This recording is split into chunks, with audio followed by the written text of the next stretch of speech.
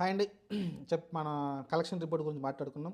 ఆ తర్వాత కూడా కలెక్షన్‌లో పెద్ద మార్పు ఏం లేదండి. జాక్ అయితే ఆల్రెడీ అటర్ ఫ్లాపు. ఇంకా అక్కడమ్మాయి, ఇక్కడ అబ్బాయి ఏదో ఉంది కదా! అది కూడా అటర్ ఫ్లాపు. పక్కన పెట్టేసేయండి. దాని కలెక్షన్‌లు కూడా మాట్లాడుకోవడం వేస్టు. జాక్ సిద్ధు జొన్నలు కొట్టది. ఇంకోటేమో ప్రదీప్ మాచిరాజు.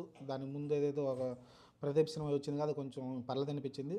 ఈ సినిమా అయితే 4,00,00,000కి అమ్మినట్టు తెలిసింది ప్రదీప్ సినిమా. కానీ రాలేదు. చాలా ప్రయత్నాలు అయితే చేస్తున్నాడు సోషల్ మీడియాలో రకరకాలుగా అయితే స్టంట్లు అయితే చేస్తున్నాడు కానీ అయితే వర్కౌట్ కావట్లేదు.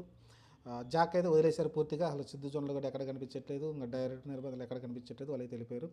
కానీ గుడ్ బ్యాడ్ అగ్లీకి అయితే బాగా వస్తుంది కలెక్షన్లు పర్లేదు. తెలుగులో కూడా హిట్ టాక్ అయితే తెచ్చుకుంటుంది నలిసి అంటే కొన్ని నెగిటివ్ రివ్యూలు పడ్డప్పటికీ తెలుగులో కలెక్షన్లు అయితే వస్తున్నాయి.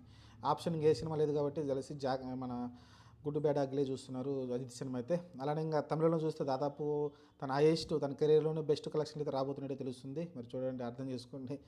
మరి తెలుగులో చూస్తే మీకు కనీసం 4,00,00,000 5,00,00,000 వసూయడానికి కష్టపడుతుంది.